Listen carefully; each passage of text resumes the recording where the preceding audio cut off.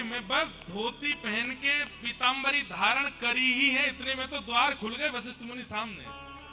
राम थोड़ी देर देखने लगे इधर उधर, बोले कुछ तो हुआ था, ऐसी छुपाई बात की आज हम भी आप सबको बता रहे हैं, सब जगह पहले ही गई। तो ऐसी निभृत निकुंज की लीला श्री अग्रदास जी चिंतन कर रहे हैं, और चिंतन करते करते नेत्रों से अश्रुपात करते जा रहे हैं।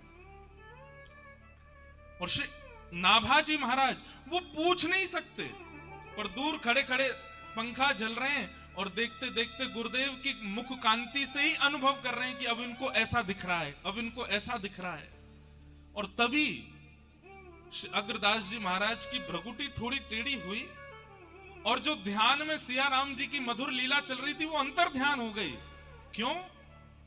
श्री अग्रदास जी का कोई शिष्य समुद्र रास्ते से कुछ सामग्री लेकर के जहाज में आ रहा था, और बहुत तेज तूफान आने की वजह से वो घबरा करके श्री अग्रदास जी को पुकार रहा था, हे गुरुदेव श्री अग्रदास मेरी रक्षा करो, हे गुरुदेव श्री अग्रदास मेरी रक्षा करो। और उस शिष्य के पुकारने से यहां अग्रदास जी का चिंतन भंग हो गया। लेकिन ऐसे जब भ्रकुटी थोड़ी तिरछी सी हुई तो बाहर खड़े श्री नाभाजी बोले, गुरुदेव के मन में क्या चल रहा है?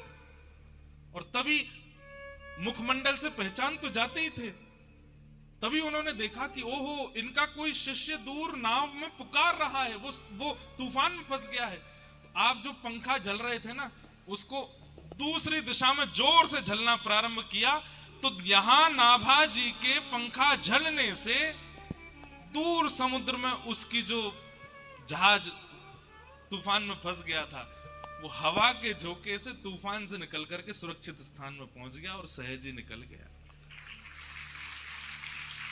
और नाभाजी महाराज तुरंत बोल पड़े, गुरुदेव अब आप पुनः अपना चिंतन कर सकते हैं, आपके परम शिष्य की जो जहाज फंसा था अब वो सुरक्षित पार निकल गया है। ये सुनते ही श्री अग्रदास जी के नेत्र खुले और बोले, तुम्हें कैसे पता कि मेरे चिंतन में क्या चल रहा है? ये अनुभव तुम्हें कैसे हो रहा है? नाभाजी महाराज चरणों में गिरे, सब आपकी कृपा है गुरुदेव, मेरी कोई कृपा नहीं, मेरी कोई योग्यता नहीं है। अग्रदास जी महाराज बोले, तो फिर बैठो, अगर ये योग्यता प्राप्त है तो इस योग्यता का एक सफल कारण करो। बोले क्या? भक्तन को यश गाओ। तुम यहां बैठ करके किसी का भी चिंतन कर सकते हो, तो यहां बैठ करके भारत में प्रगटे दिव्याति दिव्य भक्तों का चिंतन करो और उनका यश लिखो, और दिव्य भक्तमाल ग्रंथ की रचना करो। और श्री नाभाजी महाराज ने यहीं रहवासा तीर्थ में, जहां से हम कथा करके आए हैं, वहीं बैठ करके सीए मनोरंजनी वाटिका में एक एक भक्त का चिंतन करते गए, और वही भक्तमाल ग्रंथ तैयार होता गया, जिस भक्तमाल को हम सुनने के लिए बैठे। 3 आचार्य नहीं आए, हरिदास जी, हरिराम व्यास जी और हितरिवंश महाप्रभु। क्यों नहीं आए? क्योंकि ये तीनों वृंदावन छोड़ के कहीं जाते ही नहीं। हरिराम व्यास जी तो कहते हैं कि मैं ब्रज की तृण की शपथ खा के कहता हूं कि श्री किशोरी जी के अलावा किसी को देखूंगा भी नहीं।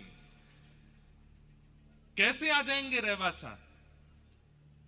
तब श्री नाभाजी ने चरणों में प्रणाम करके कहा, बोले भगवान सब आ गए, लेकिन ये रसिक त्रयी हरित त्रयी नहीं आए मेरे चित्त में। तब श्री अग्रदास जी बोले वो इसलिए नहीं आ रहे हैं क्योंकि जब तक राधा रानी जहां नहीं पहुंचेंगी वो तीनों नहीं आएंगे। तब श्री अग्रदास जी ने किशोरी जी को स्मरण किया, और किशोरी जी का स्मरण करते ही रहवासा में सीए मनोरंजनी वाटिका में साक्षात ललिता विशाखा के सहित श्री किशोरी जी प्रकट हो गई। और किशोरी जी के आते ही अग्रदास जी ने प्रणाम किया, और तभी किशोरी जी ने इशारा करके दिखाया, तो श्री हितरवंश महाप्रभु, स्वामी श्री हरदास जी और हरिराम व्यास जी तीनों आचार्य आ गए, और तीनों ने अपने भाव वहां पुष्ट करा। ऐसा भक्तमाल ग्रंथ है।